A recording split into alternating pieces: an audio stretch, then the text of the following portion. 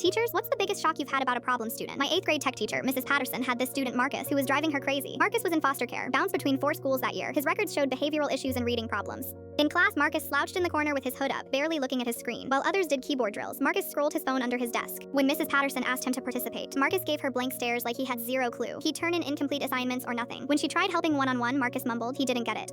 His typing was slow, navigation terrible, acting like computers were alien technology. But sometimes Mrs. Patterson caught Marcus's screen for a split second, and it looked like he was doing something way more advanced than typing practice. Marcus would quickly minimize windows when teachers walked by. She figured he was gaming or watching videos. Everyone thought he was struggling, probably had learning disabilities, another foster kid who'd given up. Then one Wednesday morning, everything changed. The school's entire network crashed, completely dead. Grade management down, attendance system stopped, even smartboards wouldn't connect. IT was freaking out. They suspected someone hacked the network from inside. Teachers panicked because they couldn't access gradebooks. The principal was running around trying to figure out if this was a cyber attack. While everyone was losing their minds, Marcus quietly walked up to Mrs. Patterson's desk. He looked around, then whispered, "I think I know who did this." Mrs. Patterson almost laughed. This kid who couldn't complete basic presentations was claiming he could solve a network security breach, but something about Marcus's voice was different, serious, confident. "Show me," Mrs. Patterson said. Marcus sat at her computer and started typing faster than she'd ever seen. Within seconds, he'd pulled up a virtual machine he'd built on the school's system, the screen filled with code and logs. Marcus pointed to data lines. "See these packets and fake IP addresses? Someone's been bouncing signals through our network for weeks. They're stealing data." Then Marcus did something that made her jaw drop. He displayed a complete log of suspicious activity, going back 6 weeks. He'd been tracking someone bragging about hacking in another class. Marcus knew exactly when attacks happened and what methods they used. "You've been monitoring our network?" she asked. Marcus nodded. "I got bored in class. Started learning cybersecurity from YouTube. I've been running silent scans for weeks to catch this guy before he did real damage."